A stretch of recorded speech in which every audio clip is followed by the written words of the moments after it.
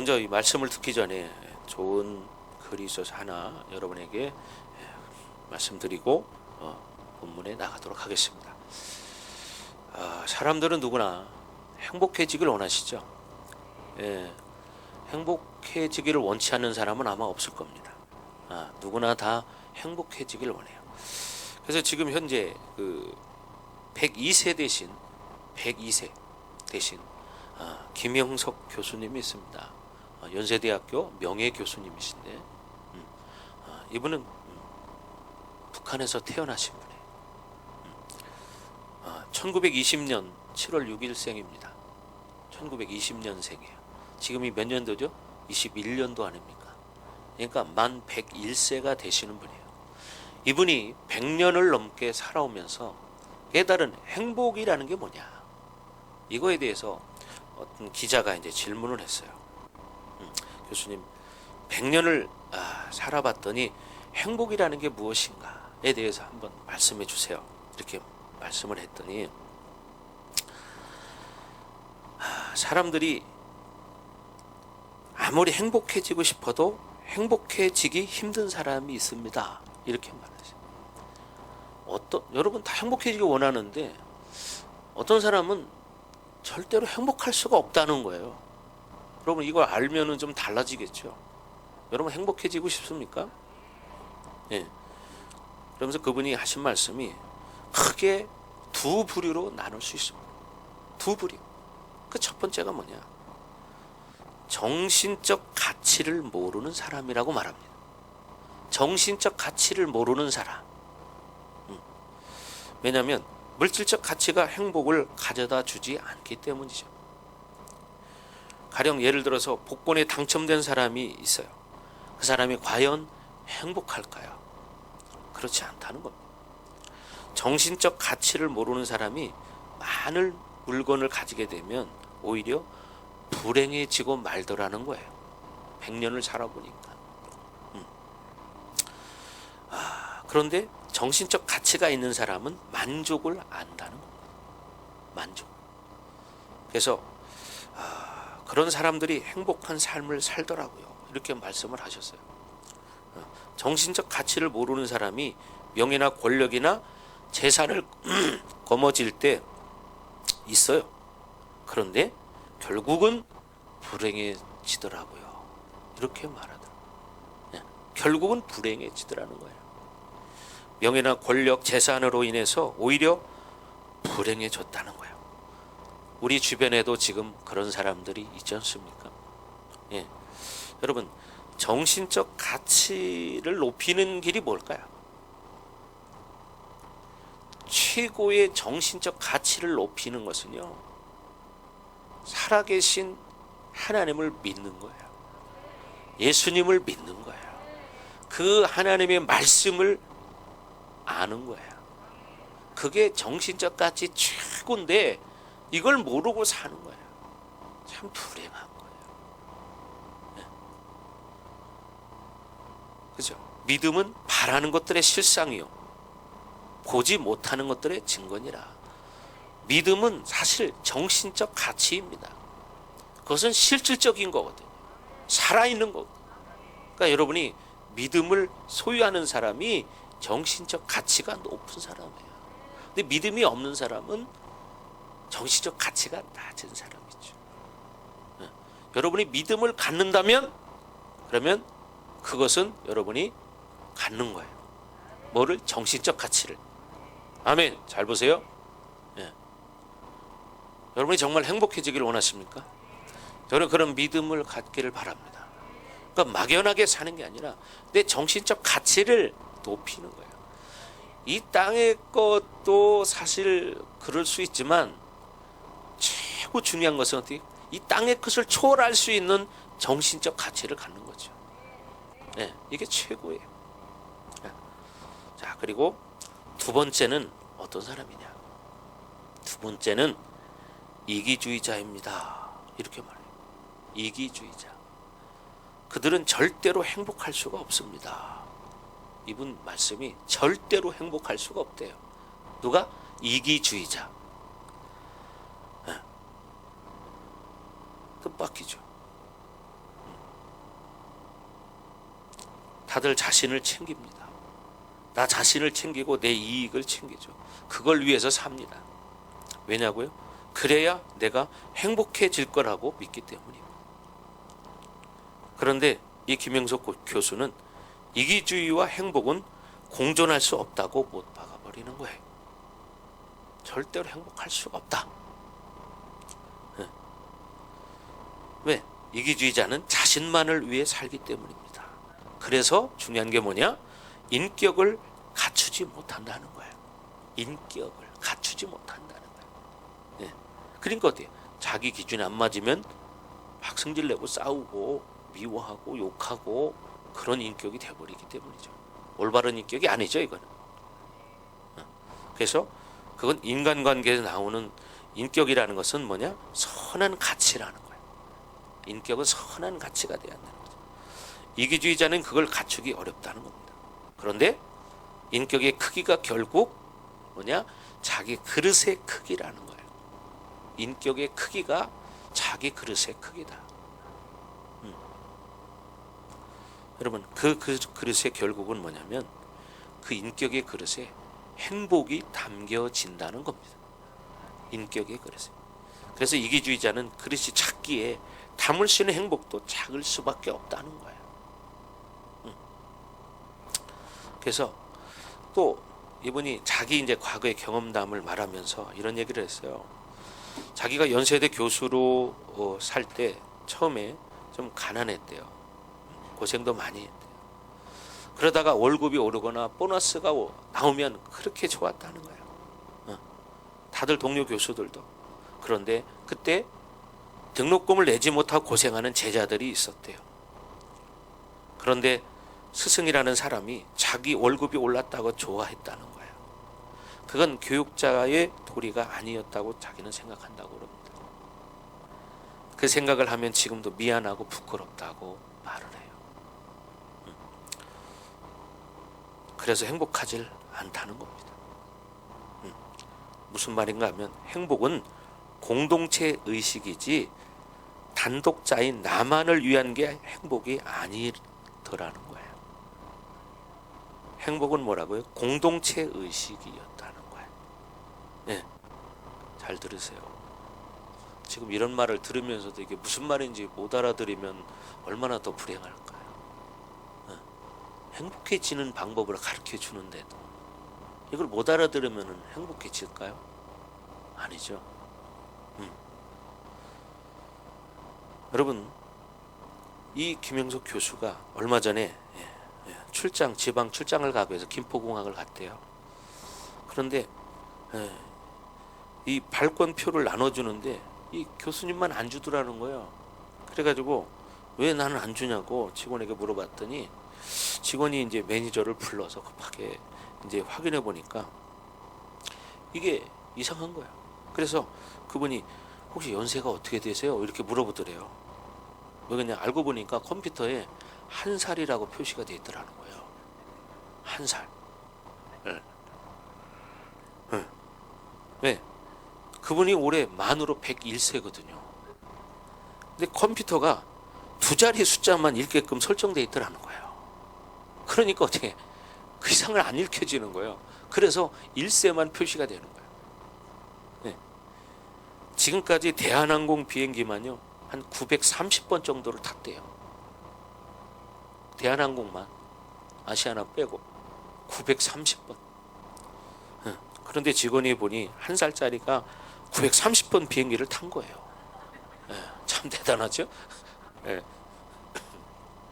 그 사람들이 물어본대요. 올해 나이가 어떻게 되느냐고.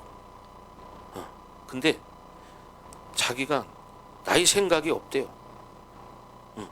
내 나이 같기도 하고 아닌 것 같기도 하고. 그래서 1살이라고 하니까 올해는 인생을 새로 시작하는 기분으로 살겠다. 왜 1살이니까? 예은이하고 같이 사는 거예요.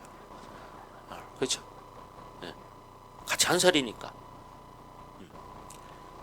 지금 100세 시대라고 말합니다. 그죠? 다들 100세 인생을 고대합니다.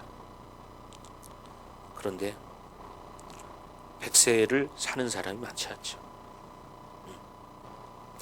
이분이 연세대 교수로 처음 갈 때가 30대 중반이었대요. 그래서 그분은 이제 인생은 한갑이 되고 정년이 되면 인생이 끝나는 줄 알았대요. 당시의 인생을 자기가 두 단계로 나눴대요. 내가 30세까지는 교육을 받고 나머지 30년은 직장에서 일하다가 인생을 끝낸다. 근데 막상 살아보니까 그게 아니었다는 거예요. 오히려 60세가 되니까 진짜 행복은 60세부터래요. 글도 더 잘 쓰게 되고 좋은 이 정신적 가치도 가지게 되고 존경도 받고. 여러분, 우리가 과일나무를 심었을 때 소중한 시기가 언제예요? 열매를 맺을 때죠. 그게 60세부터라는 거야. 근데 인생의 사회적 가치는 그러니까 뭐냐면 60세부터 온다는 겁니다. 그러니까 결국은 뭐예요? 그렇게 준비하는 삶을 살아야 한다는 거죠.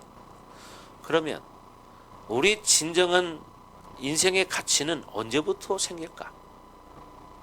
그것은 바로 우리가 진짜 예수님을 만났을 때부터, 진짜 예수님을 만났을 때부터, 그때가 가장 사회적 가치가 높을 때이고요.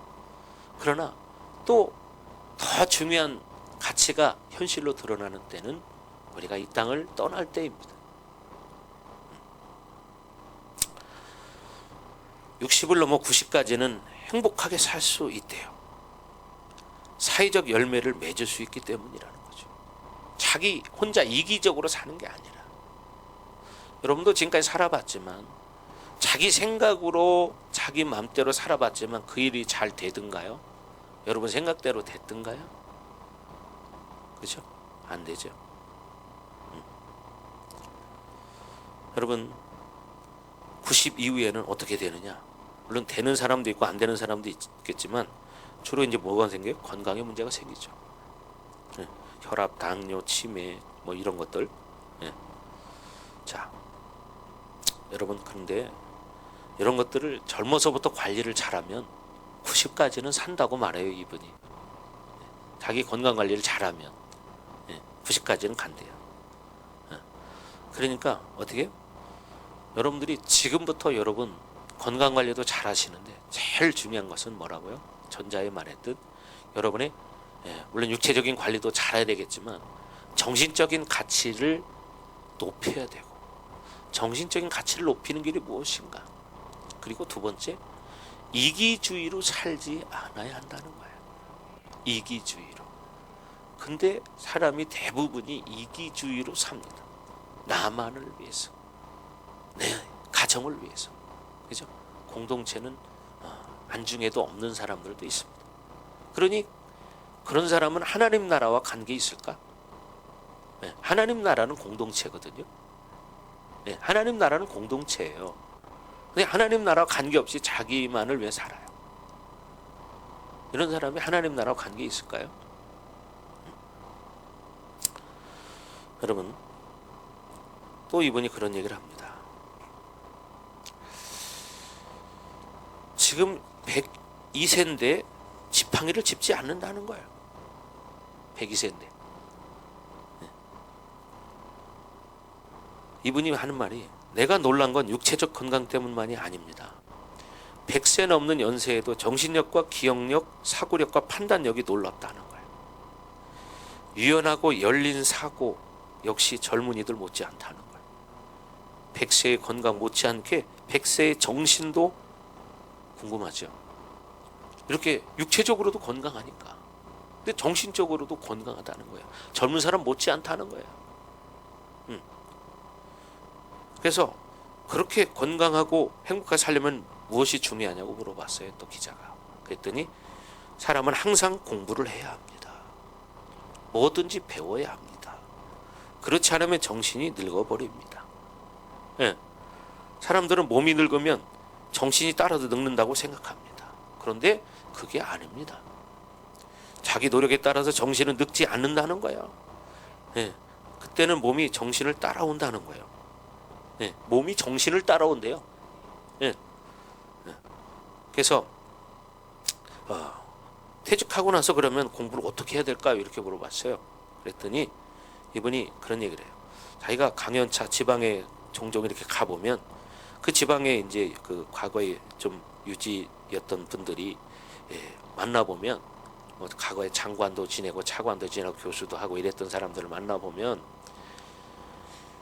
늙어 있다는 거야. 다들 자신보다 더 정신이 늙어 있더라는 거예요. 몸도 늙어 있고. 왜 그럴까 생각해 보니까 결국 일을 끝내고 정년퇴직하고 일도 안 하고 공부도 안 하기 때문이라는 것을 알게 됐다는 거야.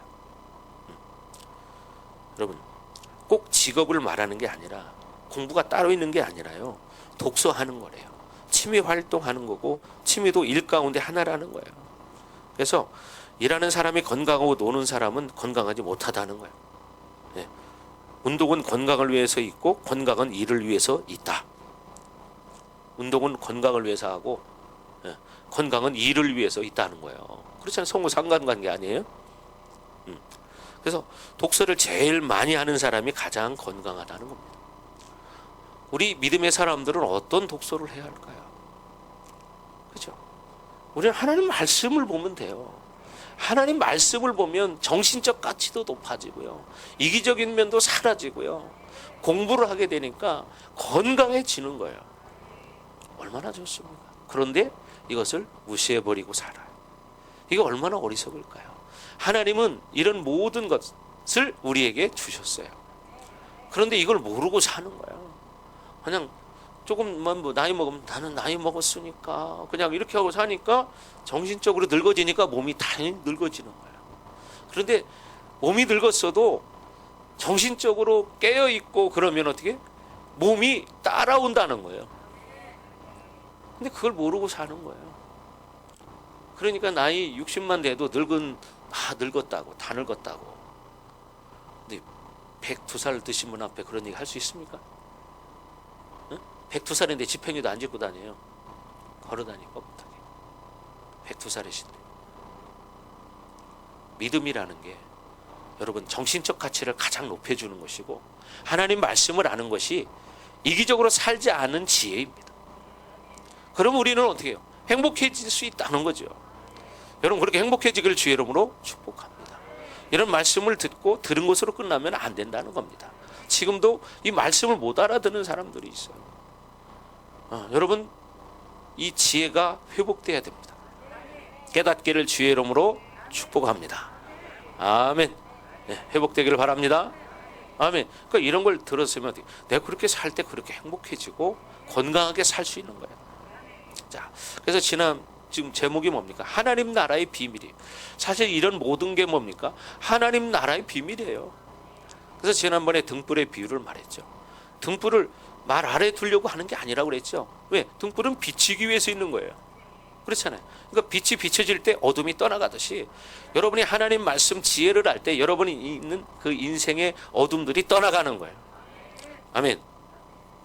그래서 우리는 하나님 나라를 위해서 끝까지 믿음으로 반응해야 된다. 아멘. 그래서 하나님 나라는 반드시 드러나게 돼 있다 그랬죠. 드러나게 돼 있다. 네. 그래서 그 강력한 빛이 우리에게 드러나게 돼 있다는 거야. 이게 뭐냐? 신앙의 본질이다. 지난 시간에 말했습니다. 그래서 신앙생활을 거듭하면 할수록 내 안에 일하시는 하나님 나라가 약해지면 이건 잘못됐다는 거예요. 강해져야 한다는 건데 약해지는 이유는 우리가 세상의 마음을 빼앗기기 때문이죠. 그러니까 약해지는 거예요. 그 나라가 멈출 때요, 내 생명도 같이 멈춘다는 생각을 해야 된다. 그래서 내 안에서 하나님 나라는 끊임없이 드러나줘야 한다는 거죠. 자꾸 하나님 나라가 내 안에서 더 드러나야 한다는 거예요. 어디에서? 삶에서 자꾸 드러나야 한다는 거예요. 끊임없이. 그러니까 어떻게 해요? 우리는 드러내야 된다. 빛으로 드러내야 된다. 아멘. 그래서 그렇게 드러낼 수 있는 비결이 24절 25절에 나와 있습니다. 자, 24절 다 같이 시작. 또 이르시되 너희가 무엇을 듣는가 스스로 삼가라. 너희의 헤아리는 그 헤아림으로 너희가 헤아림을 받을 것이며 더 받으리니. 그렇습니다. 중요한 말이죠. 또 이르시되 너희가 무엇을 듣는가 스스로 삼가해라. 잘 들으시기 바랍니다. 뭐냐? 너희의 헤아리는 그 헤아림으로 너희가 헤아림을 받을 것이며 더 받으리니. 여기서 헤아림이라는 말은 헬라 말로 메트론이라는 말인데요. 이 명사로는 자라는 뜻입니다. 그리고 동사로는 재다라는 뜻이 있어요. 그래서 그 말씀을 헬라 원문대로 해석하면요, 너희가 재는 그 자로 너희에게 재어질 것이다, 이런 말이에요. 너희가 재는 그 자로 너희가 재어질 것이다. 그리고 뭐냐, 더 받으리니. 이것은 더 받는다는 것은 좋은 의미인데, 이것을 전체적으로 의역하면 재는 분량만큼 더 받는다는 거예요. 재는 분량만큼. 결국 뭐예요? 우리가 더 하나님 나라가 드러나는 만큼 더 받는다, 이 말이죠. 쉽게 말하면 그런 하나님 나라를 드러낼 수 있는 사람이 돼야 됩니다. 더 드러나야 돼요. 에스겔 47장에 보면 천사가 청량한다는 말이 나와요. 청량한다. 그 구약의 청량하다는 말이 헬란 말로 번역된 것이 바로 뭐냐면 메트론이라는 말이에요. 비워진 만큼 채워진다는 거예요. 더 받는다는 것입니다. 중요한 말이죠.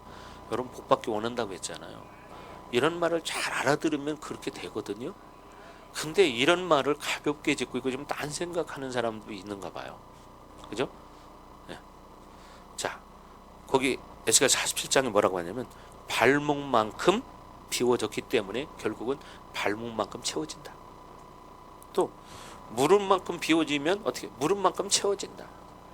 허리만큼 비워지면 허리만큼 채워진다. 그리고 완전히 비워질 때 어떻게? 완전히 창일해지는 역사가 일어난다는 거예요. 하나님 나라가 왕성하게 드러나게 되려면 어떻게 해야 되느냐? 많은 것을 받아야 합니다. 그걸 받으려면 어떻게 해야 되느냐? 버려야 한다는 거예요. 버려요. 비워지는 거예요. 근데 버리는 건 싫죠. 근데 안 좋은 건 버려야죠. 하나님이 싫어하는 건 버려야죠. 근데 안 버려요. 하나님 나라가 왕성히 임하는 원리는 뭐예요? 비워지는 거라는 거예요. 비워지는 거. 왜 하나님의 나라가 왕성하게 임하지 않느냐? 그 나라를 왕성하게 받아들이지 않기 때문에. 그 나라를 왕성하게 받아들이지 않기 때문에. 많은 것을 비워내고 많은 것을 받아들일 때 더 왕성하게 임하는 것입니다. 그것을 회개하면서 여러분의 더러운 것들을 비워내는 것도 마찬가지지만, 그러나 여러분이 가지고 있는 것을 주는 것도 마찬가지 원리입니다. 계속 주어야 합니다. 계속 비워야 합니다. 그럴 때 하나님은 계속 주시게 돼 있어요. 받고는 쉽죠. 받고는 쉽죠. 근데 주는 건 싫어요. 그죠? 여러분, 더 많이 받는 길이 뭐냐? 계속 주는 겁니다. 그럴 때 더 많이 받을 수 있습니다. 많이 받을수록 하나님의 나라는 더 왕성하게 여러분에게 임하는 것입니다. 그리고 더 왕성하게 여러분에게 드러나지는 것입니다. 여러분이 그렇게 사시기 바래요. 아멘. 자기를 비워내는 일을 게을리하지 말라는 거예요. 아멘. 근데 그냥 들은 것으로 끝나요. 이게 참 안타까운 일이에요. 들은 것으로 끝나기 때문에 맨날 마음뿐이에요. 마음은 원이로되 육신이 약하도다라는 말이 있지만, 이 정신적인 가치를 높이는 길이 뭐예요? 여러분, 모르기 때문이에요.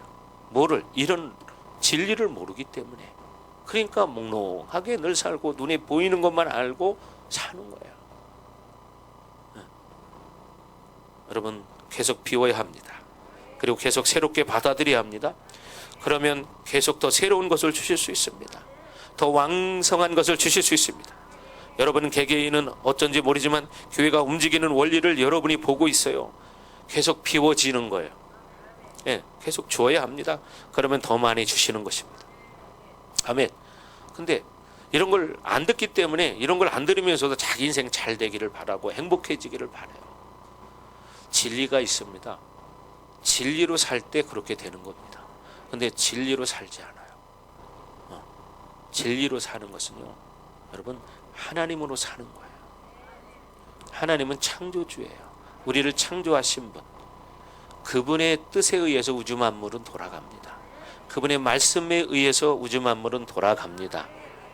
그런데 이거를 게을리하니까, 알지 못하니까 이기적으로 살죠. 그러니까 어떻게 행복해질 수가 없는 거예요. 늘 쫓아가다 끝나는 거예요. 파랑새를 찾아서 헤매다가 지쳐서 돌아와 보니까 처마 밑에 있더라. 이런 말 있죠. 자, 여러분 비워내기를 바랍니다. 25절 다 같이 읽습니다. 시작. 있는 자는 받을 것이요. 아멘. 있는 자는 받을 것이요. 24절은 주라고 했는데 이번에는 있는 자는 받는데요. 반대로 이야기하는 것입니까? 주라고 하고서 이제는 있어야 한다고 하는 거죠. 이것은 다른 말이 아니에요. 내가 가진 것들은 계속 주어야 합니다. 그것이 하나님의 나라가 왕성하게 임하는 원리라고 했어요. 그런데 이 나라를 왕성하게 받아들이려면 무슨 원리에서 해야 하느냐? 은혜의 원리에서 해야 된다. 은혜의 원리. 내 의지나 내가 가지고 있는 어떤 욕구로 인해서 비워지는 것이 아닙니다. 이것은 오직 은혜라는 거예요. 은혜는 계속 받아들여야 합니다. 은혜가 없으면 안 되죠. 하나님의 나라가 움직이는 원리는 모두 은혜의 원리입니다. 아멘. 내게 은혜가 이만큼 있기 때문에 됐다. 그러면 있는 것까지 빼앗겨 버립니다. 지금 이 순간도 나는 은혜 많으니까 그만 받아도 돼. 그러면 안 된다는 거예요. 안 된다는 거예요. 은혜는 계속 받아야 합니다. 끊임없이 받아들여야 합니다. 그것은 제한이 없습니다. 오직 하나님의 나라가 임하는 방식은 은혜라는 거예요. 그러니 은혜가 없으면 비워낼 수 없는 겁니다. 여러분 강제로 자기를 죽이고 자기를 비워낼 수 없어요. 모두가 은혜의 원리 안에서 해야 돼요. 계속 은혜를 받아들여야 합니다. 늘 은혜로 충만한 상태가 돼야 한다는 거죠. 다른 것은 다 포기해도 은혜만큼은 포기하면 안 된다. 하나님 내게 은혜를 주시옵소서. 늘 사모해야 합니다. 아멘. 다 은혜죠. 왜 하나님의 나라는 은혜의 방식으로 할까요? 그건 간단합니다. 그것은 우리가 은혜가 아니고서 다른 대가를 치르고 받을 수 있는 것이 하나님 나라의 것이 아니기 때문이에요. 다른 대가를 치르고 받는 게 아니에요. 하나님 나라는 하나님이 주시는 것은 값을 매길 수가 없어요. 네. 그래서 은혜는 늘 감격하는 겁니다. 그것은 이 세상의 생명의 기초에는 뭐요? 하나님 나라가 움직이기 때문이에요. 그죠? 네. 하나님의 나라. 생명의 기초에는요, 하나님의 나라가 움직이기 때문이에요. 아멘. 사람이 아까 얘기했지만 여러분 다 행복해지고 싶어요. 근데 행복해지는 길을 몰라요. 근데 가르쳐줘도 안 해요. 왜? 자기가 지금 이기적이고 자기 생각에 사로잡혔기 때문이에요. 육신의 정욕이 가득해서 그래요. 말씀을 들어도요 들리지가 않아요. 비몽사몽이나 해롱해롱하고 몽롱하고 그런 상태. 그러니까 또 들어도 그냥 끝나요.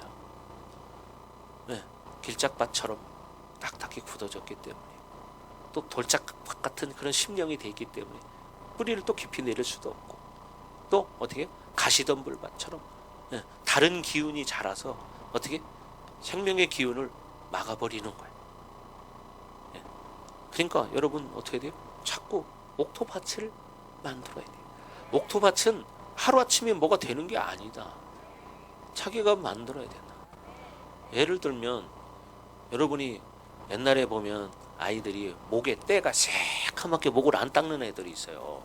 그죠? 세수만 이렇게 그냥 고양이 세수하고. 근데 고양이 세수 잘못된 말이더라고요.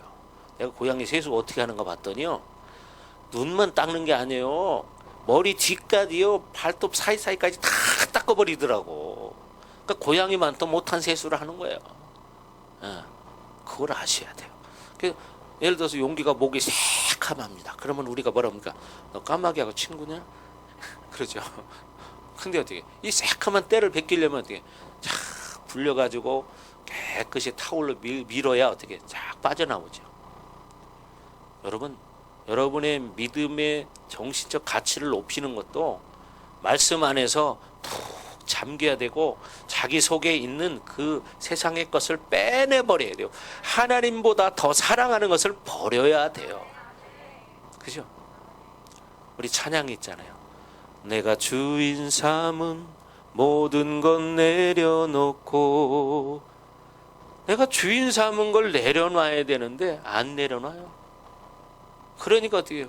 하나님이 주인이 아니라 그게 주인이에요. 그러니까 그렇게 살 수밖에 없어요. 행복해지길 원한다면서 예배도 중요하게 여기질 않아요.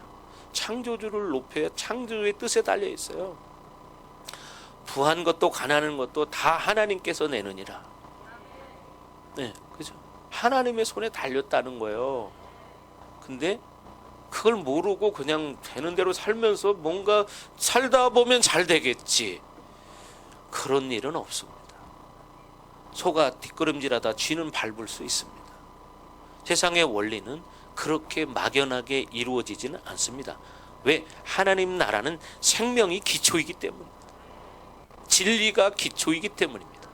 근데 이걸 무시하고 세상으로 에너지 다 빼버리니까 진이 다 빠져 하나님 앞에 나갈 수 있는 기력도 없고, 기도할 힘도 없고, 그 말씀 가지고 살 힘도 없어요. 왜? 우리가 말씀 가지고 살려면요, 영적 전쟁도 해야 됩니다. 아멘. 근데 어떻게 기력이 없으니까 그냥 하고 그냥 주저앉아 버리는 거예요. 힘이 없죠. 하나님 앞에 나갈 힘이 없는 거예요.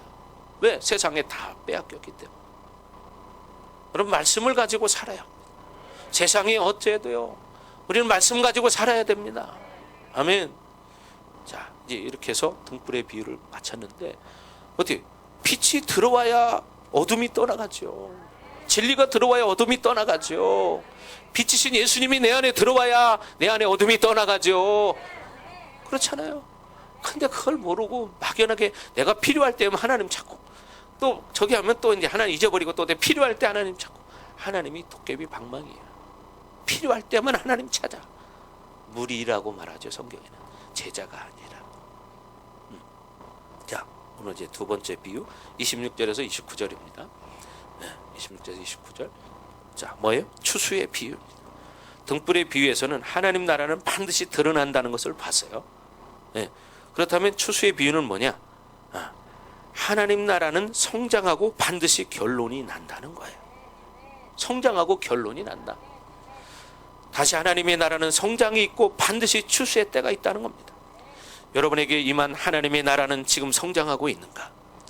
본문을 보면 싹이 나고 잎이 나고 열매를 맺습니다. 그리고 분명히 어느 시점에 추수를 기다리고 있는가? 그 하나님의 나라의 결론을 지금도 사모하고 있는가? 이것이 하나님 나라가 임한 사람들의 분명한 증거입니다. 말했듯이 뭐요? 드러나는가? 그것이 하나님 나라를 받은 사람의 분명한 확증입니다. 확증. 자꾸만 어떻게 크게 드러나야 됩니다. 자꾸만 크게 드러나야 돼요. 점점 강력한 빛으로 드러나야 합니다. 그래서 점점 비워지는 것입니다. 그리고 은혜는 점점 커지는 겁니다. 이제 두 번째 비유는 뭐라고요? 성장하고 있는가? 성장하고 있는, 계속 자라나고 있는가? 그리고 지금 그 마지막 결산을 받을 추수를 갈망하고 있는가?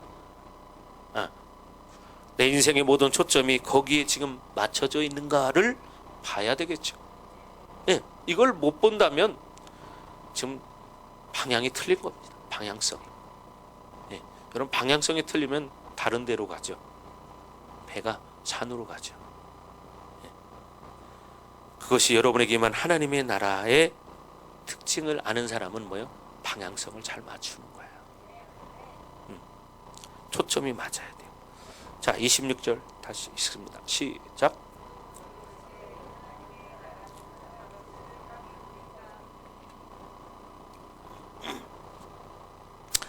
사람이 씨를 땅에 뿌린 것 같아요. 뭐가? 하나님의 나라가. 하나님의 나라. 앞에서 씨를 뿌리는 자는 예수님이라면 여기서는 사람이 씨를 뿌렸다고 합니다. 그것은 이제 주님은 모든 사명을 다 감당하시고 승천하셨어요. 그리고 이 씨를 뿌리는 모든 사명을 이제 우리에게 맡겼다는 거예요. 누구에게? 우리에게 맡겼다는 거예요. 우리는 그래서 뭐냐? D-Day와 V-Day 사이에 사는 사람이다. 예. D-Day와 V-Day에서 가장 중요한 우리의 사명은 뭐요? 씨를 뿌리는 것입니다. 우리는 마가복음을 통해서 몇 가지 주님의 삶의 방식을 봤어요. 그 첫 번째가 하나님의 나라를 어떻게 해요? 선포하고 제자를 부르고 그들을 가르치고 그들을 치유하셨습니다. 아멘. 예. 이 네 가지 사역이 주님의 공생의 사역에서 가장 중요한 핵심이에요. 하나님을 선포하고 제자를 부르고 가르치고 치유하고. 예. 그런데 이 모든 사역은 사실 한마디로 말하면 씨 뿌리는 사역이라고 말할 수 있는 거예요. 이게 씨 뿌리는 사역이에요. 예. 물론 직접적으로 하나님의 말씀을 선포하는 것이지만, 예? 그죠? 모두 하나님의 나라의 씨앗을 뿌리는 사역인 거예요. 예. 소극적으로 말한다면 하나님 말씀을 선포하는 것입니다. 이 모든 4대 사역을 씨를 뿌리는 사역이라고 말할 수 있어요. 예. 우리 교회가 하는 모든 사역이 바로 그런 것입니다. 예. 여러분들은 이 씨를 뿌리는 사역을 게을리하면 안 됩니다. 아멘. 이것은 주님이 승천하시고 우리에게 맡기신 대명령이에요. 지상명령이에요. 예. 마태복음 28장에서도 너희는 온 천하에 다니며 어떻게 모든 만민에게 복음을 전파하라 이렇게 말씀하셨죠. 이 명령을 여러분이 잊어버리면 안 된다는 사실. 이제 여러분들은 이 사역을 해야 합니다. 아멘. 제자로 부름받아서 제자를 세우는 사역을 해야죠. 제자로 부름받았으면 내가 제자가 되고 또 다른 제자를 세울 수 있는 사람이 돼야죠. 그런데 여기서 씨를 어디에 뿌렸습니까? 여기 씨를 땅에 뿌림과 같으니. 그래. 땅에 뿌림과 같으니. 땅에 뿌렸다고 했는데 원문에 보면 더 땅이에요. 이 땅은 무슨 땅입니까? 옥토라는 거예요. 옥토. 마지막 추수 때의 시간 속에서 우리가 하는 핵심적인 사역은 옥토에 씨를 뿌리는 사역이에요. 물론 우리가 길짝밭, 돌짝밭, 가시밭 이런 사람들을 버릴 것이냐? 그건 아니에요. 이런 영혼도 회복시키고 치유해야 합니다. 아멘. 예. 우리는 그 사역을 끊임없이 해야 되겠지만 마지막 추수 때의 핵심적인 사역은 더 땅에 씨를 뿌리는 겁니다. 네, 옥토에. 우리 식으로 말하면 남은 자를 세우는 거예요. 근데 우리는 더 땅에 집중적으로 씨를 뿌려야 합니다. 아멘. 자, 그렇게 되기를 바랍니다. 그렇게 되시기 바랍니다. 아멘. 자, 27절 보겠습니다. 27절 시작.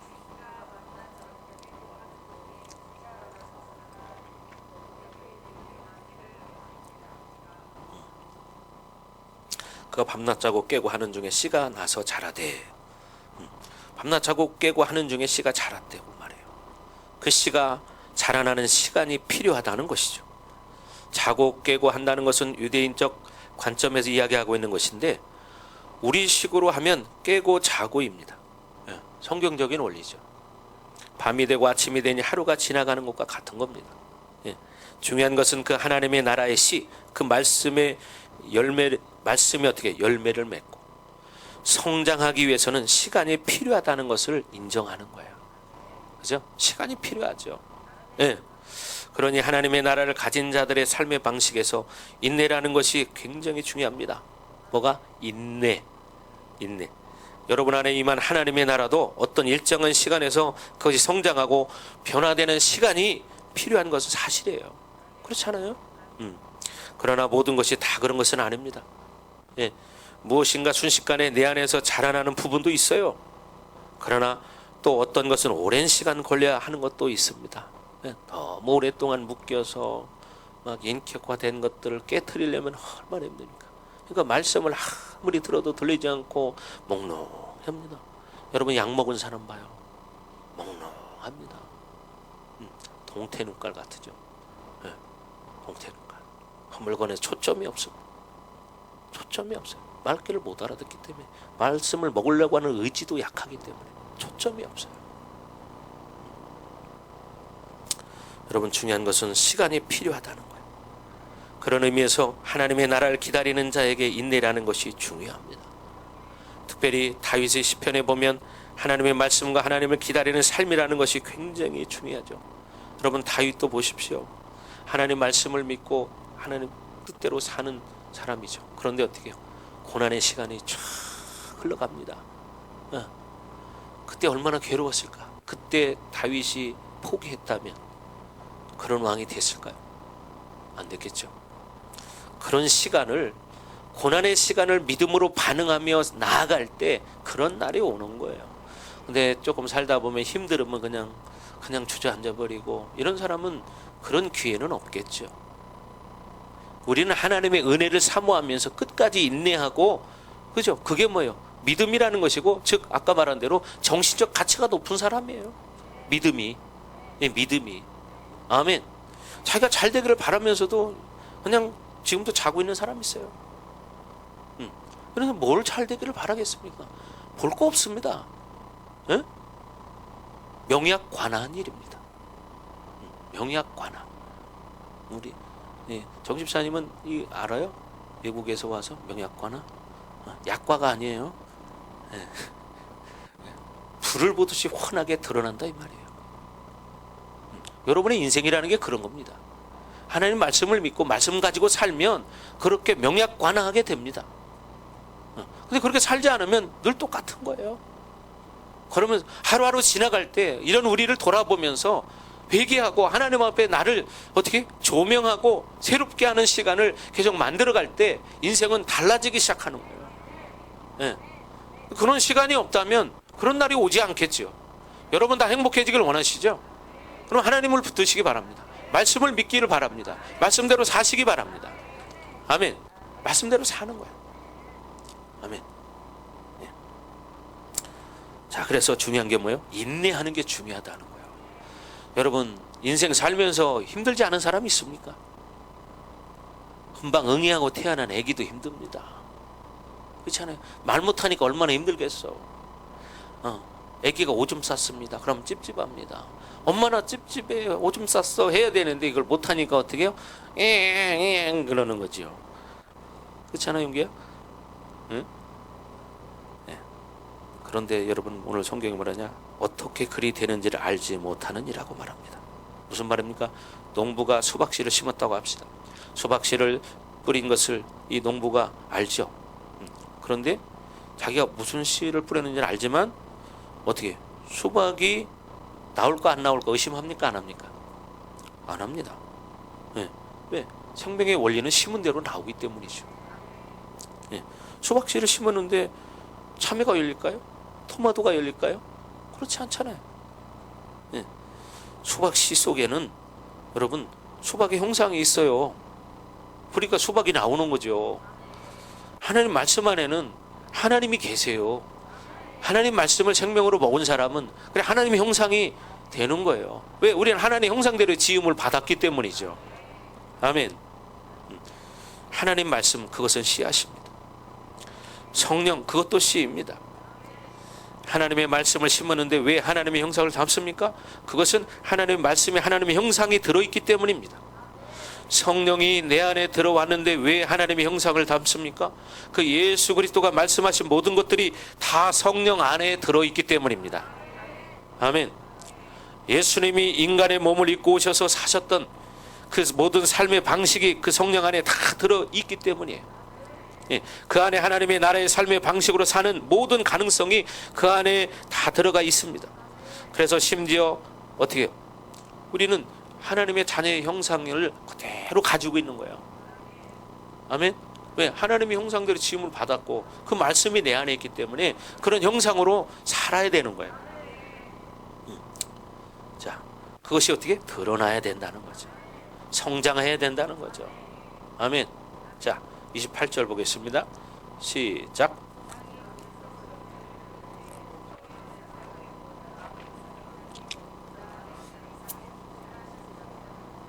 아멘. 땅에 스스로 열매를 맺되 처음에는 싹이요 다음에는 이삭이요 그 다음에는 이삭의 충실한 곡식이라. 옥토가 되면 반드시 싹이 나고 잎이 나고 열매를 맺는 성장하는 시간이 있습니다. 그런데 땅에 스스로 열매를 맺대라고 말해요. 스스로. 나무가 열매를 맺는다고 하지 않고 땅이 스스로 열매를 맺는다고 말했습니다. 왜 이렇게 표현했을까요? 그것은 나무가 아니라 땅이 그 생명을 창출하기 때문이죠. 땅이 스스로 열매를 맺되 일하는 것이 아니에요. 스스로 맺잖아요. 예. 어디에다 심었을 때? 옥토에다가. 예. 지금 우리가 사는 이 시기의 땅은 모두 산성화가 되어서 시력이 약하죠. 그런데 예를 들어서 저 비료나 사료 이런 거 많이 농약 같은 거 안 치는 나라, 예를 들어 베트남 같은 저 시골 같은 데 가봐요. 베트남 같은 데 가면 1년에 산모작도 한다면서요. 그지? 그렇게 한대요. 근데 우리나라 이모작도 안 되잖아요. 네, 그만큼 산성화가 됐기 때문이에요. 그런 나라들은요 주로 농사를 그냥 뿌리는 농사를 짓는다는 거예요. 그러니까 그냥 어떻게 스스로 자라. 그러니까 산모작도 하고 뭐 많은 데는 산모작도 하는 데가 있다고 그러네. 네. 여러분 그러면 알아서 자라요. 그리고 추수를 한다는 거예요. 비료를 주지 않아요. 네. 오히려 그런데 보면요 논에 물고기가 많더라고. 그죠? 물고기. 그래서 이 포기를 뽑으면 그 밑에서 물고기가 나와요. 정말입니다. 이것이 뭐냐? 옥토의 특징이에요. 땅 그 자체가 생명을 공급하는 겁니다. 옥토가 되면 그 옥토에는 하나님의 생명으로 충만한 상태예요. 이것이 신앙의 안식 단계입니다. 내가 스스로 힘들이지 않고 할 수 있는 능력이 생기는 거예요. 그것은 그 심령 안에 하나님의 모든 생명으로 충만한 상태가 됐기 때문입니다. 여러분이 믿고 그렇게 살면 그렇게 됩니다. 아멘. 그런 여러분은 얼마나 복을 받은 사람이에요. 그러니까 중요한 건 믿음으로 받아들여야 된다는 거예요. 그렇게 살아야 한다는 거예요. 힘들이지 않고 그러면 어떻게 기도할 수 있고, 힘들이지 않고 그러면 사역도 할 수 있고, 힘들이지 않고 순종도 하고, 힘들이지 않고 용서도 할 수 있고, 그죠? 힘들이지 않고 충성도 하고 뭐든지 할 수 있는 거예요. 이 모든 것들이 가능한 것은 그 땅이 어떻게 해요? 땅 속에 내재되어 있는 하나님의 생명이 충만하기 때문이에요. 이게 하나님 나라의 안식의 원리입니다. 네. 여러분이 선택한 것이 아니라 반드시 신앙은 안식으로 가야 돼요. 참아야 돼요. 인내해야 돼요. 왜냐하면 우리는 반드시 옥토가 돼야 하기 때문에, 그리고 오직 열매 맺는 밭은 옥토밖에 없기 때문에 옥토가 되는 것과 신앙의 안식은 같은 원리입니다. 그래서 반드시 옥토가 돼야 한다. 예, 왜냐하면 그 밭만이 오직 열매를 맺는 밭이기 때문이에요. 요한복음 15장 8절에 보면요, 많은 열매를 맺으면 아버지께서 많은 영광을 받으신다고 말해요. 그리고 너희가 내 제자가 되리라 이렇게 말해요. 예, 우리 하나님께 영광을 많이 받으시는 거예요. 예, 여러분이 왜 공부를 잘해야 합니까? 다 공부를 잘해야 합니까? 아니에요. 다 잘할 필요 없어요. 기준이 뭐예요? 공부를 잘하는 것이 아버지께 영광이 된다면 공부를 잘해야 되고, 그러나 못해도 영광과 상관이 없다면 상관없는 거예요. 그렇잖아요? 예, 정말 중요한 이야기죠. 안식의 원리, 이 옥토와 안식은 같은 거예요. 예, 하나님의 생명으로 충만한 밭, 하나님 나라는 일하는 방식이 아니라는 거죠. 뭐예요? 빛으로 여기는 자는, 그것은 어떻게 해요? 하나님의 은혜 원리에서 사는 것이 아니에요. 빛, 진 빛을 말하는 거예요. 이 빛을 말하는 게 아니라 빚진 자, 빛. 네. 우리는 일하는 것 같지만 일하는 것이 아니라는 거예요. 왜냐하면 우리는 성경에 말하는 것처럼요, 우리는 그냥 월급 받으려고 하는 게 아니기 때문이죠. 은혜의 원리는 기업의 원리입니다. 하나님 나라의 기업의 원리. 예, 하나님 나라를 유업으로 받는 거예요. 예, 우리는 지금 일합니다. 일하는 것 같습니다. 그러나 우리는 월급이 목표가 아니라 하나님 나라가 목표입니다. 아멘. 이것이 내 유업이죠. 이 유업을 받으리니. 아멘. 내가 우리 예를 들어서 자녀들에게 밥을 차려줍니다. 아니면 우리 사모님이 차려줍니다. 하나님이, 아니 우리 사모님이 애들에게 밥 차려줄 때 그걸 일이라고 생각합니까? 아니잖아요. 엄마가 아이들에게 밥값 받으려고 밥 해주는 거 아니잖아요. 예, 똑같은 일이지만 벌써 초점이 틀린 거예요. 거기에는 능력과 권세와 기쁨과 감격과 열매가 틀려진다는 사실이죠. 하나님 일을 할 때도 마찬가지예요. 예, 기도도 지금 은혜로 할 것이냐 아니면 일로 할 것이냐. 목사님이 하라고 하니까 할 거야. 그러면 일이 돼버리는 거예요. 자기가 알아서 해야죠. 그렇잖아요. 자기가 해야지 누가 시켜서 합니까? 어? 자기 행복해지고 싶어서, 그죠? 하나님과 가까워지고 싶어서, 하나님 뜻대로 살고 싶어서 해야죠. 그게 은혜의 원리죠. 신앙생활의 똑같은 원리에서 은혜로 살 것이냐 일로 할 것이냐는 이렇게 다른 거예요. 이것은 여러분 다른 겁니다. 무엇을 해도 마찬가지예요. 여러분이 예를 들어서 뭐 금식을 하는 것도 마찬가지죠. 뭐 하라고 해서 하는 것은 일이 돼버려요. 자기가 해야지. 자기가. 여러분이 이렇게 은혜와 하나님의 기업, 이 원리로 해야 된다는 거죠. 똑같은 신앙생활을 해도 초점이 어디에 있느냐가 이렇게 틀린 겁니다. 초점. 모든 것은 은혜의 원리 안에서 살아야 한다는 거예요. 모든 것이 하나님 나라의 초점이 돼야 한다는 겁니다. 아멘. 초점이, 하나님 나라가 초점이 돼야 하는데 세상이 초점이 되니까 하나님 나라는 무관하게 사는 거예요. 제껴놨다가 뭐 하다 보면 안 돼 그러면 또 하나님 찾아요. 안 되면 하나님 찾아요. 그러면 안 되죠. 하나님 나라와 관계없는 것들을 다 멈춰야 합니다. 은혜가 원리가 아닌 것들, 은혜의 원리가 아닌 것들은 뭐요? 멈춰야 된다는 거죠. 자, 29절 다 같이 읽습니다. 시작. 열매가 익으면 곧 낫을 대나니 이는 추수 때가 이르렀습니다.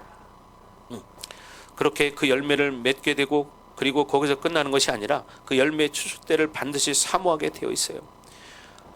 농부가 씨를 뿌려서 열매가 주렁주렁 매달렸습니다. 그리고 열매를 보면서 야, 잘 열렸다, 잘 있어, 이제 됐다, 이제 나는 그만 갈게, 그렇게 하지 않잖아요. 뭐요? 추수를 하죠. 추수. 그렇지 않아요? 반드시 열매를 추수해야 합니다. 우리도 마찬가지로 그 열매를 맺는 그것 자체가 목표가 아닙니다. 이제 그 열매를 추수당하는 시간을 반드시 사모해야 돼요. 내가 추수당해야 된다는 거예요. 여러분이 추수당해야 돼요. 근데 추수당하지 못하는 사람도 있다는 거죠. 왜? 열매를 맺지 못했기 때문에. 그것이 우리가 이 땅에서 하나님 나라를 위해서 살아가는 목적이죠. 여기 추수도 분명히 헬라 원문에는 더 추수입니다. 그것이 우리가 마지막 맞이할 그 한 번의 추수를 말하는 거예요. 여러분 한번 우리 요한계시록 볼까요? 14장 한번 봅시다. 요한계시록. 자, 오랜만에.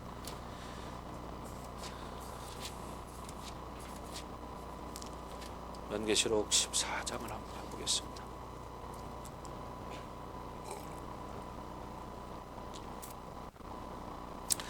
요한계시록 14장 1절부터 마지막 추수를 당하는 그런 신실한 알곡들을 이야기하는데, 여기 뭐가 나오냐면 14만 4천 명이 나옵니다. 그것은요, 마지막 남은 자, 즉 유대인들의 추수를 당하는 모습을 말하는 거예요. 유대인들.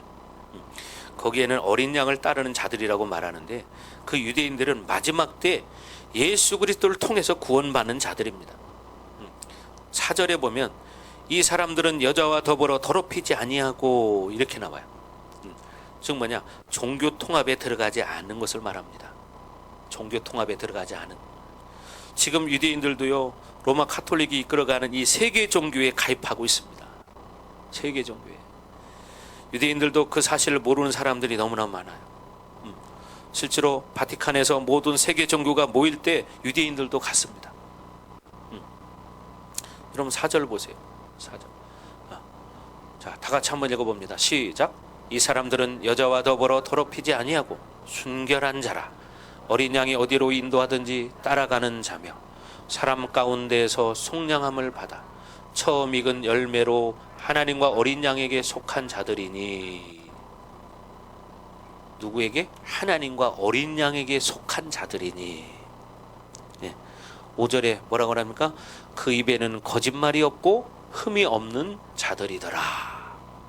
그 입에는 뭐가 없다고? 거짓말이 없고 흠이 없는 자들이더라. 14만 4천만 아니라 이방인의 모든 남은 자들도 이러한 성품과 삶을 살아야 합니다. 아멘. 이들에 대한 전체적인 추수의 모습이 이제 6절부터 나오는데, 그 추수 장면이 14절에 나옵니다. 14절 한번 읽어볼까요? 14절 다 같이 시작. 또 내가 보니 흰 구름이 있고 구름 위에 인자와 같은 이가 앉으셨는데 그 머리에는 금면류관이 있고 그 손에는 여러 예리한 낫을 가졌더라. 그죠? 바로 공중 강림을 이야기하는 거예요. 그리고 그들을 거두는 거예요. 추수하는 거예요. 뭘로? 낫으로. 그러니까 우리가 어떻게 추수 당하는 사람이 돼야 되는 거예요. 추수 당하지 못하면 문제가 있는 거죠. 정신 차려야 합니다. 승우야, 그죠? 자, 여러분 15절 다 같이 한번 또 읽어봅니다. 15절 시작. 또 다른 천사가 성전으로부터 나와 구름 위에 앉은 이를 향하여 큰 음성으로 외쳐 이르되 당신의 낫을 휘둘러 거두소서. 땅의 곡식이 다 익어 거둘 때가 이르렀음이니라 하니. 예. 다 익어서 거둘 때가 됐대. 그래서 당신의 낫을 휘둘러서 거두시래. 거두시래. 우리는 이 날을 기대하며 살아야 됩니다. 예. 자, 16절 시작. 구름 위 앉으신 이가 낫을 땅에 휘두르매 땅의 곡식이 거두어지니라. 그죠? 땅의 곡식이 거두어지니라. 여러분 이걸 바라보고 살아야 합니다. 예. 마지막 추수를 이야기하는 거예요. 이제 모든 추수의 익은 열매를 주님 앞에 내놓아야 되는 그런 시간이 온다는 겁니다. 아멘. 그런 시간이 옵니다. 예. 우리는 이런 마지막 추수를 향해서 지금 가고 있어요. 반드시 하나님의 나라는 완성이 온다. 예. 우리가 가진 모든 열매들을 주님 앞에 드려지는 시간이 온다는 거예요. 예. 그죠? 자, 17절부터 또 다른 추수가 있어요. 17절부터 보면, 자, 19절에 보면, 자, 한번 17절 한번 읽어봅니다. 시작. 또 다른 천사가 하늘에 있는 성전에서 나오는데 역시 예리한 낫을 가졌더라. 그죠? 역시 예리한 낫을 가졌더라. 20절 한번 읽어볼까요? 20절 시작. 말굴레까지 닿았고 1600 스타디온에 퍼졌더라. 19절 시작. 천사가 낫을 땅에 휘둘러 땅의 포도를 거두어 하나님의 진노의 큰 포도주 틀에 던짐에 이렇게 되었다는 거예요. 자, 여러분 이것은 마지막 주님 강림 열흘 전에 아마겟돈 전쟁의 처절한 심판의 모습이에요. 이런 결국 뭐냐면 이런 멸망의 추수에 우리가 들어가면 안 됩니다. 우리는 멸망의 추수를 당해서는 안 됩니다. 아멘. 하나님 앞에 영광스러운 추수를 당해야 합니다. 아멘. 이렇게 되고 싶죠. 그렇게 되시기 바랍니다. 그렇게 되시기 바랍니다. 영광스러운 추수를 당하시기 바랍니다. 아멘. 하나님 나라는 반드시 성장하고 있다. 그리고 하나님의 나라는 완성을 향해 가고 있다. 우리는 그 하나님의 나라의 완성을 사모하며 지금도 기다리고 있습니다. 그리고 그 완성의 시간 속에서 추수 때 우리의 알곡을 드리는 시간을 기다리고 있는 것입니다. 예. 여러분에게 이 마지막 때에 대한 갈망이 없다면 그것은 자기에게 문제가 있는 것입니다. 여러분의 갈망이 있습니까? 갈망이 있습니까? 예? 하나님의 나라가 임하기 때문에 종말을 이야기하는 것은 자연스러운 과정이죠. 예, 마치 히브리서 6장 1절에 그리스도의 초보가 모든 과정과 그리고 종말이 한 패키지를 이루듯이 하나님 나라가 임하면 그 하나님 나라의 모든 방식은 결론까지 가는 거예요. 하나님 나라가 임하면 결론까지 가는 거죠. 어쨌든 중요한 것은 하나님 나라가 임하면 끝까지 다 보는 거예요. 그 나라를 사모하고 기다리는 것입니다. 아멘. 내 인생의 결론이 이 땅에서가 아니라 그 주님이 나를 받아들이는 그 마지막 추수가 내 인생의 결론이라는 것을 너무나 잘 알고 있지 않습니까? 그렇잖아요. 네. 그날을 바라보고 살아야 합니다. 아멘. 네. 이거 명심해야 됩니다. 근데 그날을 바라보고 살지 못한다면 이건 심각한 문제입니다. 네. 이 땅에서의 어떤 삶을 승리, 영광, 성공으로 여기지 않아요. 이 땅에서 어떻게 살았다고 그게 승리가 아닙니다. 아멘. 물론 우리 사역에 대해서 하나님께 영광을 돌리지 않는다 이런 것은 아니지만, 그러나 모든 것은 그분 앞에 계산하는 시간이 온다는 거예요. 계산하는 시간이 온다. 근데 지금 당장 안 하니까 지금은 괜찮은 거예요. 다들 가만히 있으니까. 뭐 놀아도 괜찮고 딴 생각해도 괜찮고 지금 당장 어떤 일이 벌어지지 않으니까 지금은 괜찮은 거예요. 근데 그때는 괜찮은 게 아니에요. 그때는 너무나 당황스럽고 어떻게 할 바를 몰라서 기름을 준비하지 않은 미련한 5 처녀와 같이 허겁지겁 헤매는 거예요. 기름을 좀 빌려달라. 기름을 빌려줄 수 없습니다. 근데 이런 말씀을 듣고 이제는 어떻게 해요? 내가 바뀌어야 되는데 이거 바뀌지 않는다면 이거 심각한 거 아닐까요? 여러분은 그렇게 바뀌기를 주의 이름으로 축복합니다. 우리 성도들은 그렇게 바뀌기를 주의 이름으로 축복합니다. 아멘. 예. 그래서 예수님을 만나는 시간이 온다는 겁니다. 하나님 나라는 반드시 드러나게 돼 있다. 예. 계속 강하게 드러납니다. 그래서 어떻게 계속 성장해야 되는 거예요. 예. 그리고 열매를 맺게 된다는 것입니다. 그리고 마지막 추수를 기다리는 거예요. 이것이 철칙입니다. 아멘. 마지막 추수를 기다린다. 이것은 그럴 수도 있고 그렇지 않을 수도 있는 그런 선택이 아니라 반드시 그렇게 된다는 것입니다. 아멘. 자, 마지막 이제 30절에서 32절. 자, 마가복음 갑니다. 4장으로.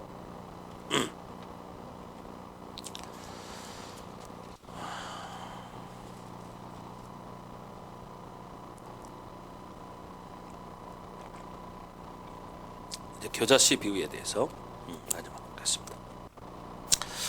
그러면 이 겨자씨 비유의 초점은 뭐냐? 그 하나님 나라는 반드시 왕성하게 번성한다는 겁니다. 왕성한. 앞에서 하나님 나라가 반드시 드러날 때 그것은 어떤 내적 질적인 측면에 있었다면, 물론 그 내적인 측면이 외적인 측면에 드러나는 경우가 많습니다. 그러나 이 겨자씨 비유는 다분히 외적인 겁니다. 물론 그것이 초점도 마지막 시간에 있습니다. 물론 이 땅에서도 그 영향력이 커지는 것을 말하는 거예요. 자, 30절 한번 읽어봅니다. 시작.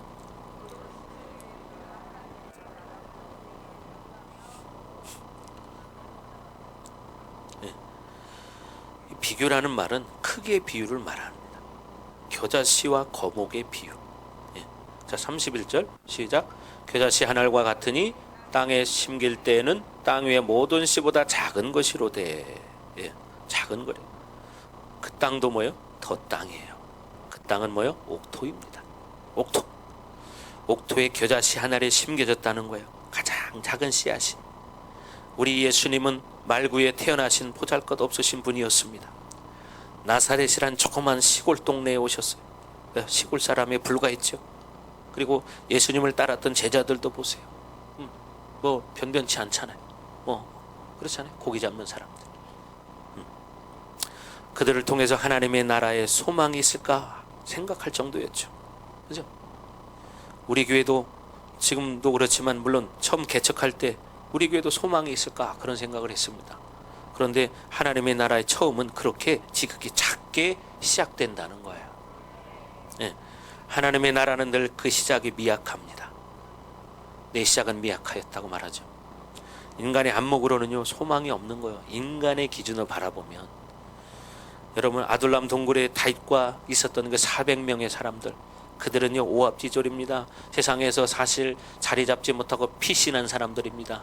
세상에 쉽게 말하면 깡패, 도둑놈, 뭐 사기꾼, 뭐 이런 사람들입니다. 근데 어떻게 해요?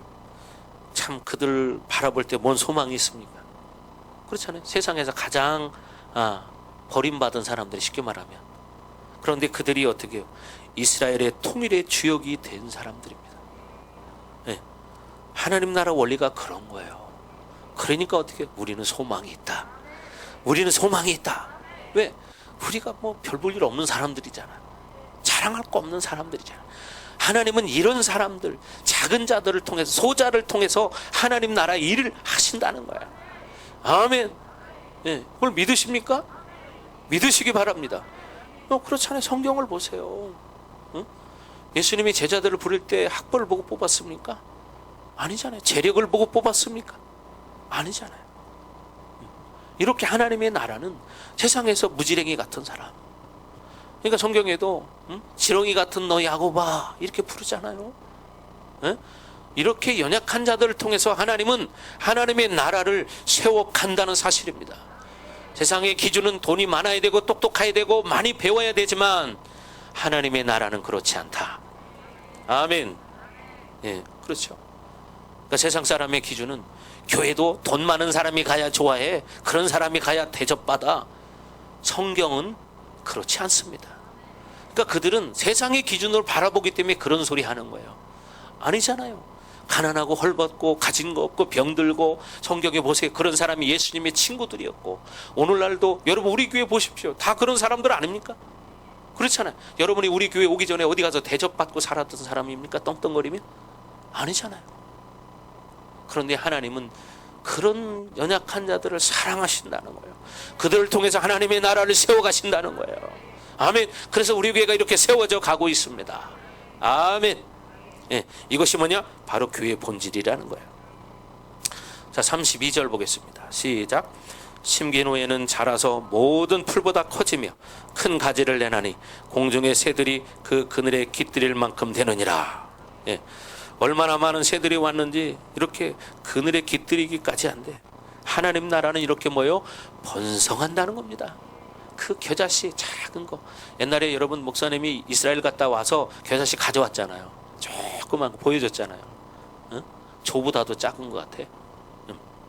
그래서 여러분 이 신약 성경의 7교회론의 모든 교회들마다 너희의 영향력이 온 세계에 퍼졌다고 말하는 거예요. 이것은 하나님의 나라의 본질입니다. 이것이 복음의 본질이에요. 이것이 교회의 본질입니다. 아멘. 그것이 정상적인 하나님의 통치 안에서 일어나는 일들이에요. 예. 그들이 어떤 작은 자의 모습을 가졌더라도 그것이 정상적으로 옥토에 심겨지면 반드시 그 영향은 세계에 미칠 수 있다. 아멘. 옥토에 심겨지면 그 대신 이 땅에서 결론 나는 것이 아니라는 거죠. 아멘. 예, 여러분 안에서 이렇게 시작된 작은 씨앗, 그것은 마지막 하나님의 나라가 임할 때 여러분은 정확하게 보게 될 것입니다. 그 나라가 온 세계를 삼킨다는 것을 물이 바다 덮음같이 온 세계를 그 나라가 완전히 지배한다는 것을 보게 될 것입니다. 아멘. 그때 여러분에게 시작된 하나님의 나라가 얼마나 엄청난 것인지 그때서야 온전하게 바라볼 수 있을 것입니다. 아무것도 아니었는데 그 나라가 내 안에 임한 것이 이렇게 엄청난 결과를 낳았다니 여러분 그때서야 아는 거예요. 근데 그때 후회하면 뭐 할까요? 지금 깨달아야지. 지금 네, 말구에 태어나서 예수 그리스도 갈릴리 촌사람 그런 예수님이 어떻게 해요? 전 세계 열방을 구원하러 오셨습니다. 그 나라가 이루어지고 있습니다. 지금도 진행형입니다. 예, 그렇잖아요. 여러분 하나님의 나라가 그렇게 세워지고 있잖아요. 예를 들어서 어떤 회사가 여러분 300개의 지사를 가지고 있다. 300개의 지사. 그럼 얼마나 큰 회사입니까? 어마어마하죠. 그런데 어떻게 해요? 여러분 이 지구상의 하나님의 교회는 300만 개가 넘어요. 300만 개. 300개가 아니라 300만 개. 예. 여러분 이게 다가 아닙니다. 이제 장차 그 나라가 임할 때 그 나라는 완전히 이 세계를 덮어버릴 것입니다. 여러분 안에 시작된 그 보잘것없는 하나님의 나라가 이제 그 나라가 임할 때 여러분은 그 온 세계가 그 나라로 덮이는 것을 보게 될 것입니다. 아멘. 그리고 그분과 함께 왕같은 제사장으로 여러분이 그 나라를 같이 다스릴 것입니다. 그것이 우리의 결론인 거예요. 그것이 우리의 결론이에요. 그러니 우리가 그냥 이렇게 참 보잘것없이 사는 것 같지만 그런 존재가 아니라는 거예요. 저와 여러분들이. 아멘. 그게 우리의 결론입니다. 아멘. 그러니 지금 내게 임한 하나님의 나라가 어떤 모습인지 별로 신경 쓸 필요가 없는 거죠. 그러나 반드시 그 나라는 온 세계를 덮어버리는 번성한 나라가 될 것입니다. 예, 그것이 우리의 인생의 결론이다. 아멘. 자, 33절 다 같이 읽습니다. 시작.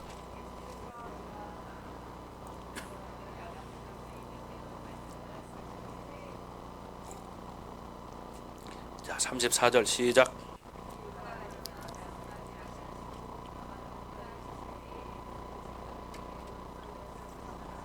아멘. 자, 33절에 보면 예수께서 이러한 많은 비유로 그들이 알아들을 수 있는 대로 말씀을 가르치셨대요. 반드시 하나님은 내부인들로 그 말씀을 깨닫게 하십니다. 내부인, 인크라시도, 예수님 안에 있는 사람. 지금도 말했지만 말씀을 내가 얼마나 잘 알고 깨달을 것이냐, 이것은 여러분의 노력의 문제가 아니라 제자의 문제인 거예요. 여러분이 제자가 되기로 결단하고 그렇게 살면 그렇게 됩니다. 아멘. 34절에 비유가 아니면 말씀하지 아니하시고 다만 혼자 계실 때에 그 제자들에게 모든 것을 해석하시더라. 우리가 여기서 분명히 봐야 될 것이 있어요. 뭐냐? 반드시 주님은 제자들이 있을 때, 그들과 홀로 계실 때 말씀을 해석해 주셨다는 거예요. 그러니 공동체는 그 모든 메인 흐름이 뭐예요? 제자들의 흐름으로 가야 한다는 거죠. 이게 중요한데 이걸 깨달으시기 바랍니다. 그러면 어떻게 돼요? 우리가 그렇게 제자들의 흐름으로 가야 되고, 우리 한 사람 한 사람 여러분이요 제자가 돼야 한다는 거예요. 아멘. 그래야 하나님 나라를 깨닫죠. 물론 지금 우리 교회에서도 제자들이 아닌 사람과 제자인 사람이 섞여 있습니다. 당연히 제자가 아닌 사람은 깨달을 수 없을 것이고 제자인 사람은 말씀을 받을 것입니다. 그러나 이것을 공동체 전체적인 측면에서 본다면 주님은 우리에게 제한시키는 말씀이 있다는 거죠. 물론 주님과 독대하고 그분으로부터 계시를 받는 것과는 관계없이 지금 선포되는 모든 말씀 가운데 분명히 주님은 제한시키는 것이 있다는 겁니다. 그것은 공동체 전체의 메인 흐름이 제자의 흐름으로 가지 않기 때문이죠. 예, 우리는 이런 부분에 대해서 심각하게 생각해야 합니다. 이것이 뭐냐? 영적 손실입니다. 영적 손실. 우리 모두는 다 메인 흐름으로 가야 된다. 제자로 가야 된다. 아멘. 제자로 가야 된다. 아멘. 여러분, 빌립보서 1장 17절에 보면 뭐라고 말합니까? 오직 너희는 그리스도의 복음에 합당하게 생활하라. 예. 이는 내가 너희에게 가보나 떠나 있으나 너희가 한 마음으로 서서 한 뜻으로 복음의 신앙을 위하여 협력하는 것과, 이렇게 말해요. 한 영과 한 사고라고 말합니다. 이것은 공동체 전체가 하나님의 복음에 대한 입장이 한 영의 흐름과 그리고 한 사고의 흐름에 있다는 거예요. 엄청나게 중요한 거죠. 이 빌립보 교회가 그렇게 강력할 수밖에 없던 것은 바로 뭐예요? 공동체 전체가 그 복음을 받아들이는데 한 영의 수준이라는 거예요. 한 사고의 수준이라는 것입니다. 한마디로 빌립보 교회의 모든 성도들은 이 말씀을 수용하는 제자로서 온전히 헌신되어 있다는 겁니다. 아멘. 예. 이것이 뭐냐? 교회가 강력해질 수밖에 없는 비결이라는 거예요. 한 영, 한 사고. 예수님은 그런 공동체에 대해서 자신의 계시를 제한시키지 않으십니다. 계시가 더 강력하게 하나님의 나라가 더 깊이 드러나게 되어 있어요. 그런 공동체에 하나님의 나라가 더 왕성해지는 것입니다. 우리에게 부흥이 필요한 이유가 무엇입니까? 바로 이런 이유입니다. 공동체의 갈래가 흩어지면 안 됩니다. 이 흐름 저 흐름으로 가서는 안 됩니다. 이제 한 영과 한 사고의 흐름으로 가야 합니다. 아멘. 하나님이 어떤 계시도 제한시키지 않는 한 흐름으로 가야 된다.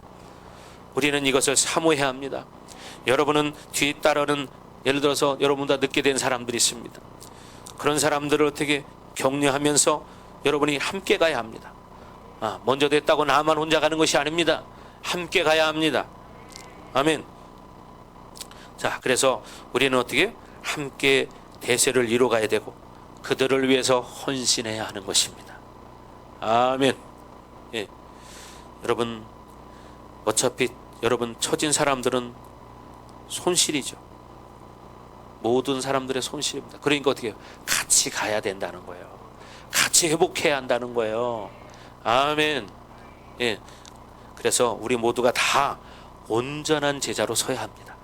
여러분이 다 온전한 제자로 서야 합니다. 아멘. 그래서 주님은 홀로 계실 때 이렇게 제자들에게 해석해 주셨어요. 중요한 거예요, 이게. 그러니까 어떻게? 내가 제자가 돼야 된다는 거죠. 여러분이 제자가 돼야 한다는 거죠. 그래야 주님의 뜻을 알 수가 있어요. 그래서 우리 교회가 그런 공동체가 돼야 합니다. 모두가 제자가 되는 교회. 아멘. 그렇게 되기를 주의 이름으로 축복합니다. 축복합니다. 축복합니다. 아멘. 자, 기도합니다. 우리 짧은 시간이지만 믿음으로 고백합시다. 하나님, 그렇습니다. 하나님 나라는 이렇게 드러나게 되어 있습니다. 하나님 나라는 번성하게 되어 있습니다. 하나님 나라는 열매를 맺게 되어 있습니다. 하나님, 우리가 이렇게 살기 원합니다. 우리가 제자가 되길 원합니다. 하나님, 기름 부어 주시옵소서. 기름 부어 주시옵소서. 자, 나같이 기도합니다. 오 하나님, 감사합니다. 하나님, 우리가 정말 제자로 살기 원합니다. 하나님, 이 땅에서 살지만 우리가 하늘나라를 바라보며 마지막 우리가 주님이 추수하는 그 낫에 추수당하는 자들이 되기 위해서 하나님, 믿음으로 살기 원합니다. 마지막 그날을 바라보며 인생의 결론을 바라보며 하나님 추수당하는 그런 열매들이 되기를 원합니다. 하나님, 기름 부어 주시옵소서. 우리 사랑하는 성도들에게 성령의 불과 기름 부심으로 충만하게 부어져서 이 마지막 시대에 주님의 나라를 바라보며 이 땅에서 열매를 맺는 믿음의 삶을 살아갈 수 있도록 하나님 은혜를 부어 주시옵소서. 주님을 찬양합니다. 하나님, 나를 긍휼히 여겨주시고 우리 공동체를 긍휼히 여겨주셔서 하나님의 말씀이 온전히 선포되며 하나님의 계시가 온전히 드러나는 그런 교회가 되기를 원합니다. 하나님, 기름 부어주세요. 하나님, 기름 부어주세요. 성령의 불과기로 충만하게 부어주시옵소서. 주님을 찬양합니다. 하나님, 오늘 말씀 받은 대로 하나님, 우리가 믿음을 가지고 살기 원합니다. 하나님, 사랑합니다.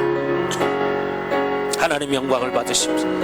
믿음으로 살게 하옵소서. 하나님, 결단합니다. 하나님, 도와주시옵소서. 주님을 찬양합니다.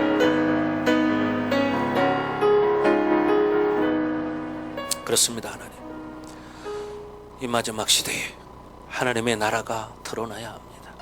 나를 통해서 드러나야 되고 내가 번성해야 됩니다. 열매를 맺어야 합니다. 하나님, 그렇게 제자가 되도록 결단합니다. 하나님, 기름 부어 주시옵소서. 이제는 이 교회 머리가 되시는 예수 그리스도의